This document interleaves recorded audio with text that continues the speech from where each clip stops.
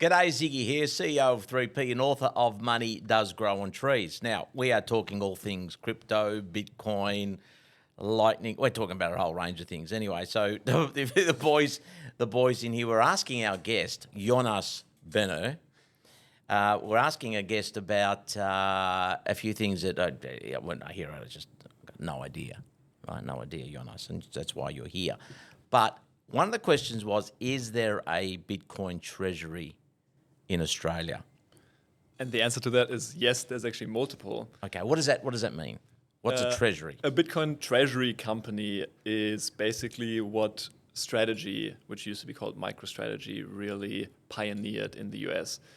Essentially, what Michael Saylor, the now chairman of MicroStrategy, or now Strategy, saw during COVID was that his company, which is like a business intelligence company, was sitting on $500 million in cash. But they didn't know what to do with that cash. That cash was basically just losing value, 7 to 8% per year probably is the loss of purchasing power that they had. And it was just sitting on their balance sheet.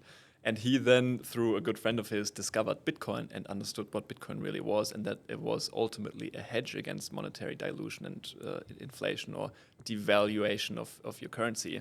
And then just put those 500 million into Bitcoin and started holding Bitcoin on their balance sheet instead of cash.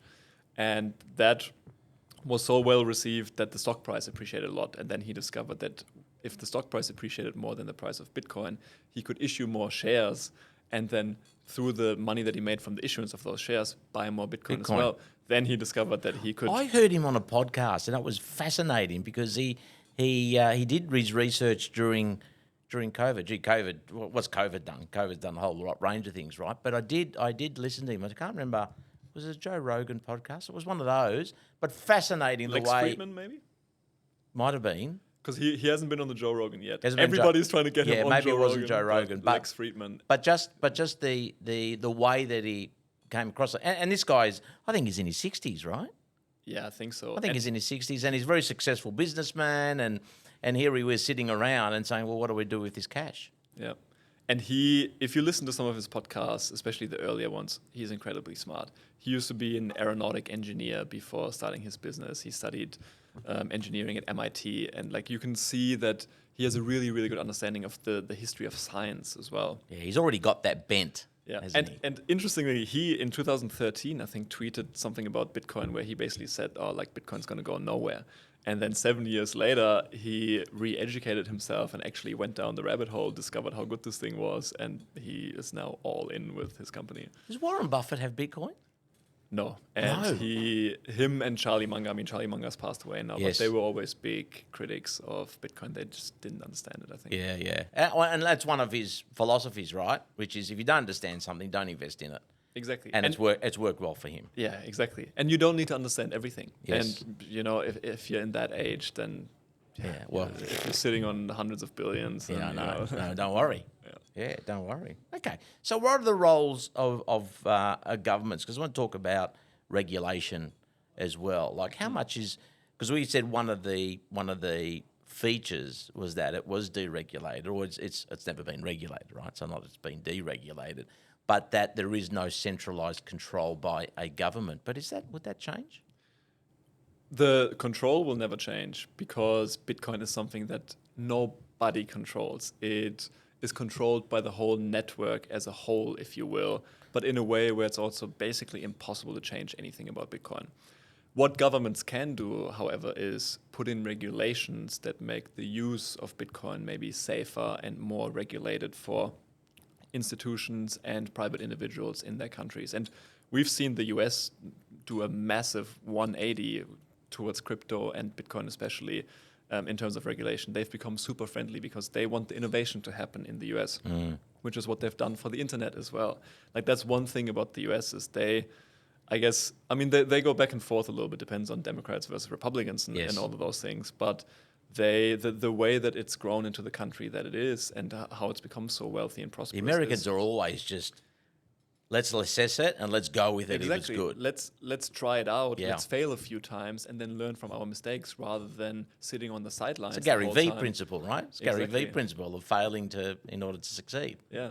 The Yeah. US is the man in the arena, while the rest of the world's in the stands, In the stands. watching from the outside. in a Yes, way. absolutely. Roosevelt, love it. Love it. Okay, so Lightning Network. Tell me about Lightning Network, because that's I mentioned to it earlier, and you go, "You know Lightning Network?" No, I don't know Lightning Network, but this is we're delving deeper. Tell me about Lightning Network. So the Lightning Network, as the name already suggests, is basically what's called a layer 2 network built on top of Bitcoin that does transactions in lightning fast speed. Right. The thing about Bitcoin is that the layer 1, so the base layer of Bitcoin, so the Bitcoin network itself, only adds a new block to the blockchain every 10 minutes, which also means that your transaction on the Bitcoin network will only get verified or validated after 10 minutes, or maybe even longer if it doesn't get included in the next block. And a lot of people have criticized Bitcoin for that and say, well, how can we use Bitcoin as global money if we need to wait 10 minutes for our transaction to be validated? And also, there can only be a Well, couple. in Australia, we've needed to wait 3 days for a check to clear. Yeah, no, true. But the thing about Bitcoin also is that you can only include a couple thousand transactions in one block. And if we were to scale this globally, we would need throughput of millions, if not billions, of transactions. But what people have then done is they've said, we can't change the Bitcoin main layer, because the reason why it only does so few transactions is that that's the only way to make it as secure and decentralized as it is. So we need to prioritize security on that layer. Let's build a second layer on top of Bitcoin, which basically plugs into Bitcoin, where you can send Bitcoin or Satoshis back and forth all over the world in milliseconds. And this layer settles back to the main layer every once in a while. It's kind of how our banking system actually works under the hood. So the very base layer in the US, for example, is called the Fedwire layer, which is the layer of transactions that central banks and banks use. So if central banks or banks want to settle with each other, they do that on that layer. Then there's like an interbank layer, which smaller banks use as well. And then on top of that is like another layer, and then we've got Visa and MasterCard on top of that. So there's like four It's different like an layers. onion, lots But of the thi- layers. The thing with your bank transaction is, if I send money to you and you're with a different bank, that my money doesn't actually arrive at your bank that same second. They just make two ledger entries in both banks. But then at the end of the month, or however frequently they do it, the banks themselves, let's say NAB and ANZ, they then check, okay, how much money did Reconcile. our customer send to you? How much did yours send to us? Let's balance the difference out, and let's settle the difference. They reconcile that. They don't do every transaction. And similar is how Lightning would work on top of Bitcoin. So would the Lightning Network then be more vulnerable? No, because it is based on the security of the Bitcoin network itself, but it needs to settle back to the Bitcoin network Okay. somewhat regularly, but it basically inherits the same security. Because what happens in a way is that when you want to move your Satoshis from the main layer to the Lightning layer, you basically lock away those Satoshis on the Bitcoin layer, and then you get the equivalent amount of Satoshis on the Lightning layer, which you can then send around to friends, do all kinds of stuff with, and then you can settle back to the Bitcoin layer. So you if want. no one controls it, who was the one that set up the Lightning Network that said we need to do this and actually could do it? Just Satoshi. programmers. That's the beautiful thing about Bitcoin. It's open source software, so Okay. the code is available everywhere online, and people can build on top of it if they want to. If they want to help, if you were a very early adopter of Bitcoin and you hold a lot of Bitcoin and you want to be able to use it with fast payments, and you've got spare time on your hands because your Bitcoin stack's worth 100 million and you're a good programmer, maybe you want to contribute to the network and also give something back to the world by Okay. building something like this. Do you think in the future there's going to be more networks, more layers? There could be. At the moment, the way that I see it is that the Lightning Network is probably good enough if we actually build it out properly, but you never know what's going to happen in the future anyway. Like when the internet started, people couldn't predict that we would be, running AI models, large language models on top of the internet now to everybody in the world. They just thought it would maybe be good for emails and maybe putting books and newspaper articles on there. Good segue into my next question. Where does AI fit into crypto Bitcoin at the moment? Do you see it anywhere? I don't know whether I see a direct connection between AI and Bitcoin, but what I do see with AI is that, we're experiencing that already, but I think there will still be a massive productivity boost, which is good. That it will mean that We can probably produce things more efficiently, that productivity goes up in general. And that value creation will lead to value creation, which I think over the long run will be reflected in Bitcoin's price, probably. In terms of, will it affect Bitcoin in any way? Some people say stuff like, won't AI be able, if it gets powerful enough, to crack Bitcoin or something like that? And then they often bring up quantum computing as well, which is like another thing, because if quantum computers get powerful, they might be able to break some of the cryptography that's used in Bitcoin, where basically why Bitcoin is super secure is that if you hold your private key, which is basically your wallet, which gives you access to your Bitcoin, that is mathematically linked to your public key, which is your public address. But it's linked to it in a way that you can't solve the private key from your public key.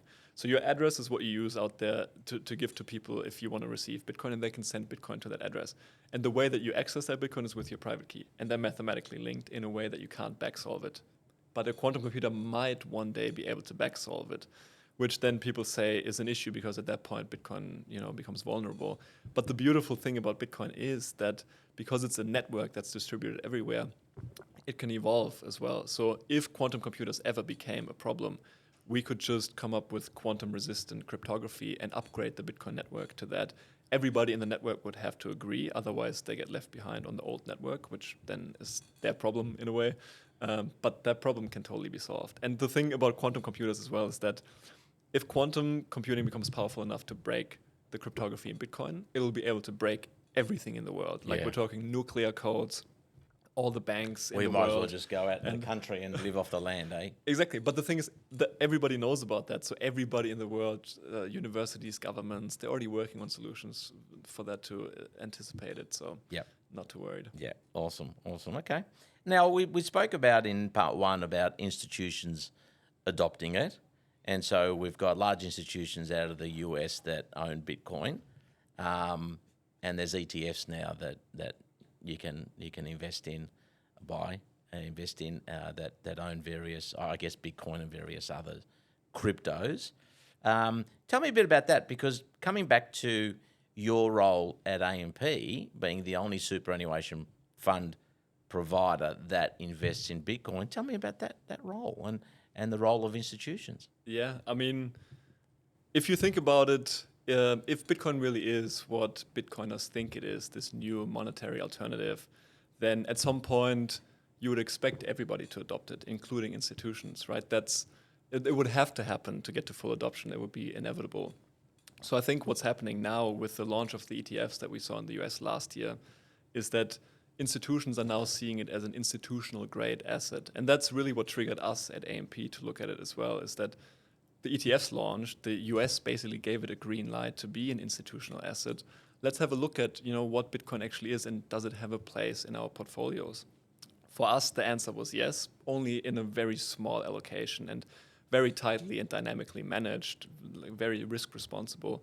But if you see an asset like Bitcoin that's been the best performing asset in 10 out of the last 14 years, and also something that has pretty big promise, and now you've got the CEO of BlackRock, Larry Fink, going on TV everywhere promoting it and how it's a hedge against monetary uncertainty, fiscal uncertainty, geopolitical uncertainty even. And you've got institutions all over the world starting to adopt it.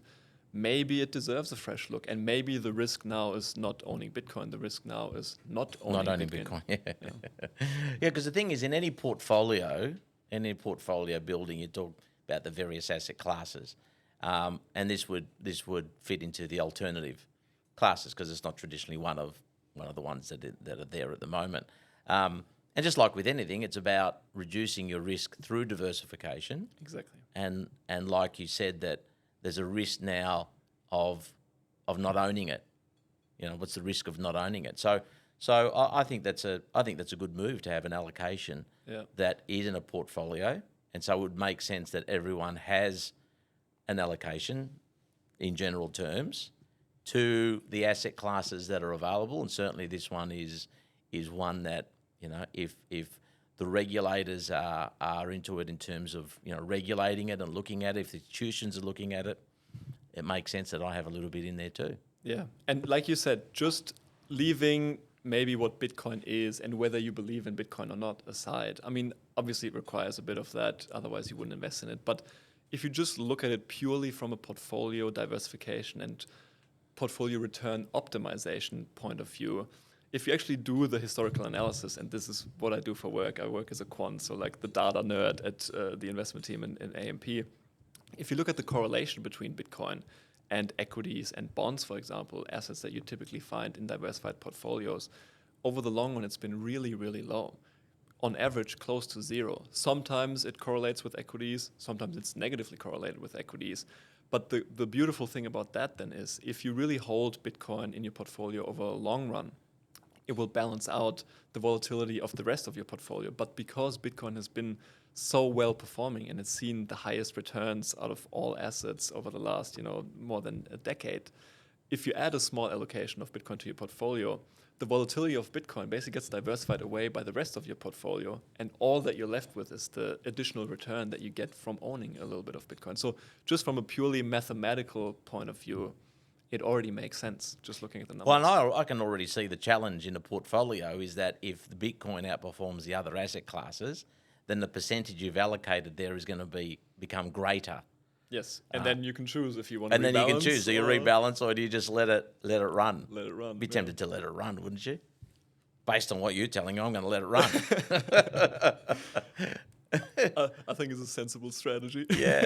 So do you see cycles in Bitcoin? We've got cycles in share markets, economy, etc. That's all where it's driven. Are there cycles in Bitcoin, and what are they? There are cycles in Bitcoin, and they're mainly driven by the halving event. So every 4 years, roughly, what happens is that, I'm going to have to backtrack a little bit to explain this. So the way that we get to 21 million Bitcoin, because we actually aren't at 21 million Bitcoin out there yet, we're roughly at 20 million of the 21 million have been issued. So there's still 1 million Bitcoin to be mined. That haven't been mined? That haven't been mined. So are people mining them right now? Right now, all over the world. How long does that take to mine? Well, on average, every 10 minutes, a miner somewhere in the world is able to add a new block to the blockchain. And as a reward for doing that, they get 3.125 new Bitcoin at the moment. Wow. And this 3.125 will halve in, where are we now, in about 2.5 years. So last year in April was the last halving event. And that halved this reward that miners get for mining Bitcoin from 6.25 to 3.125. When Bitcoin started, miners were getting a reward of adding a new block to the blockchain of 50 Bitcoin. Then 4 years later, it was halved to 25. 4 years later, 12.5, and then so on. Now we're at 3.125. And that's how we will asymptotically approach the 21 million Bitcoin. But it will actually take until the year 2140 until the last Bitcoin is mined, because the reward gets halved and halved and halved and halved. And then in like 50 years, Bitcoin miners will be mining to get like fractions of a Bitcoin, a couple of Satoshis for their mining efforts. So years ago, I remember a friend buying a couple of computers and getting them mining. I've never seen them again, so I wonder why. I wonder maybe they're millionaires. And anyway, no, only joking. So that's a friend who had 2 computers, and they were mining. Is that like what you do? You buy a couple of computers, you get them mining, and they're drawing electricity and destroying the climate, etc. like that. I'm just being cheeky. Boiling the oceans. Yes, yeah, that's what they always say. I can address that one in a second. But that's got to be part 3. I think that's a big one. That's a big one. That's a rabbit hole in the rabbit hole. Yes. So back in the day, you used to be able to do that. You could just mine Bitcoin with normal laptops and computers.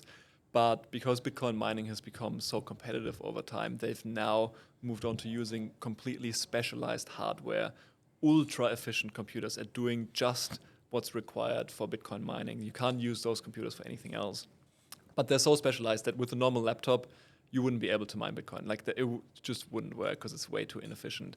And now Bitcoin mining has become like $1 billion industry all over the world. Like there's Bitcoin miners in the US, in China. There's even ones that have moved to Iceland and somewhere in Africa. Basically, wherever there's really cheap or stranded electricity is really good for Bitcoin miners to go, because electricity is one of the biggest costs that you have as a Bitcoin miner, because it's computational power that's required for mining Bitcoin. So if you can find cheaper electricity, you're able to mine at a bigger profit, or profitable in the first place. And yeah, that's just how it stays really competitive. But as a person, you can't really mine Bitcoin. You have to do it on like a proper like enterprise level, and it's going to be a proper business. And a lot of people don't manage to do it successfully or profitably either, and then just have to give up. It's a really competitive industry. So did you say 2,000 a year, 2,140? 40. Gee, that's over 100 years away. Yes. But 20 out of the 21 are already mined. So we're now 20. over the next, 115 years, will be miners all over the world will be fighting for the last 1 million out of 21 million Bitcoin. Yeah, wow. Scramble right to the end. Yes. And it's the whole design of how that happens is so beautiful, because initially Bitcoin wasn't really worth anything and miners got a lot of it as a reward. But then as Bitcoin grew and became more valuable, the rewards also got smaller, making it like grow proportionally to the worth that it got. It's like Satoshi somehow was able to anticipate that this is how it would happen, and that's how he would have to set up the incentive structure of the mining to be aligned with the growth of the network. Satoshi's really not Trump, is it? No, Is he? No, no, okay. Trump is. Trump seems to be doing everything these days, He'll take credit for it, I'm sure. All right. So what are the biggest, we spoke about the biggest risks in terms of that quantum computing. Anything else? Regulation? There's always regulatory risk. Governments could try to become hostile towards Bitcoin and let people not buy Bitcoin anymore. Basically, shut down the on and off ramps. But whenever a government does that, governments all over the world have done that already. China did it many times. There have been like 10 different Bitcoin bans in China, and there's a saying in the Bitcoin space that nothing is as temporary as a ban on Bitcoin. Because whenever governments do that, they realize at some point that they're actually, all that they're doing is they're shutting themselves out of the Bitcoin party. Like you can't shut down the Bitcoin party, you can only shut yourself out of the party. And then they realize, I think you're still going to join the party. The party's still going on. Maybe we should join. Maybe it's better if we just go in and have some fun as well. So what are the Germans doing? Germans are being stupid. Oh no, Jonas, the Germans. The German government held 50,000 Bitcoin up until last year that they seized from the people who were operating like an illegal streaming platform in Germany way back in like 2014, 2015. And the government held it until last year. And then they sold the whole 50,000 Bitcoin at a Bitcoin price of like 56,000 US dollars. So last year Bitcoin went up to like 70 something thousand and then dropped down to 56. They sold it at that bottom, and then right afterwards it went up to over 100,000. And they've missed out on billions at this point. But the thing is, there was no need to actually sell it. They could have just, like the US, put the seized assets into like a strategic reserve for the country. They don't need to buy anymore, but just hold it. Like, why are you selling it for euros that the ECB, which sits in Frankfurt, can just print out of thin air? Yes, yeah. Oh, that would have all been political, I'm sure. Would have been. It would be. Had it dropped in value, the people would have been. You could have sold it. You could have funded hospitals, education, etc. So yeah, that would have been okay. All right, so what advice do you have for the long term believers? Because I think I'm starting to become a believer. You boys are believers? Yeah. Boys are believers. Yeah. I've got lots of questions. He's got lots of questions. So tell me the long-term believers. What's advice? My advice would just be for the people who are still relatively new to Bitcoin, spend some more time studying Bitcoin, educating yourself around it, really understanding how it works and why it works the way that it works and what problem it solves. And then if you believe in Bitcoin, develop the low time preference, the long-term horizon. Don't think it's going to make you rich in 5 years or 10 years. Think about Bitcoin as a savings technology for the long term, something where you can store your time and energy in that nobody can devalue because nobody can print more of it, which is one of the big problems that we have with our money today, which is why a lot of people don't use fiat currency for storing value anymore. You probably don't know anybody who's really wealthy who keeps most of their wealth in the bank. They have it in property or in shares. Money doesn't fulfill that store of value function anymore, so we've moved on to using other assets like property, shares, gold, art, and other collectibles because they retain purchasing power better over time. But Bitcoin now reintroduces a money that can actually store value again without having to take on any additional risks or complexities or having to manage tenants or relying on board or company executive decisions or anything like that. Yes, it's volatile, but the volatility is normal in this early stage of monetization and people figuring out what it is. But apart from that... So on that basis, if there's a massive drop, just go pin your ears back and just go in and be buying. That's what I do. Yeah, that's what you do. Yeah, that's what you do. What are some, just to finish off now, what would be for a portfolio, what would be, say, 2 of the 3 options in terms of getting exposure in this space? You can either buy it directly through an exchange. Yep. You can also buy an ETF. Here in Australia, they've got ETFs now. If you don't want to have to trust an exchange, or if you don't feel comfortable enough self-custodying the Bitcoin because you're worried that you're going to lose it, the ETF is definitely a good option to get started. It's really safe. They're super regulated. That should be fine. So in a super fund, for example, so really you could only do it through a CoinSpot if you had a self-managed super fund or you were doing outside of super. Yes. Inside super on a platform like North's platform, whoever else's platform, on there you look at an ETF. I'm actually not sure if they offer them there. Probably. They probably do. You'd look at an ETF. Or you look at AMP super or you fund. look at, for example, AMP yeah, super exactly, fund. AMP Jonas, super he'll funds. look after your BTE. We've got some Bitcoin in there. In some of the funds, it's around 10 basis points at the moment, so it's a very small allocation. But who knows? Maybe that will increase in the future as well, and maybe there will be additional Bitcoin products that super funds bring out at some point. Well, Mr. Jonas, it's been a pleasure. It's been very insightful.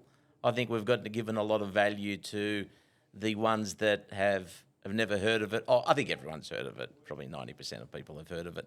But those who even haven't heard of it are now more aware of Bitcoin and where it fits into this world of money, finances. But I think you've also taken us down the rabbit hole and down deep and talking about lightning networks. This was only the beginning. And the Satoshis. So how many episodes we'd need to go down, do you think, to really get down there? To really get down there, Yeah. it would probably be like 10. 10. And maybe a bottle of scotch. But yeah, it's like a Friday night. We can do like a fireside chat. Oh, wouldn't that be good? Wouldn't that be good? Well, we'll get Joe Rogan onto that one. Maybe he can come onto my podcast. Yeah, there you go. Hey, but thanks for coming on. Really appreciate your time. I know you're a busy man. You're into all sorts of things. So thank you for your insight. Thank you for the the information and the general advice that we've been able to give everyone in here. So thank you. Hey, we might see you around the traps and might have you again as Bitcoin develops. I would love to be back, and thanks for having me, Ziggy. Yeah, well, there you go. There you go. So that was part 2 of the episode with Mr. Jonas Bonner, and that was enjoyable. So I hope you got lots of value. We'll see you on the next episode. Cheers.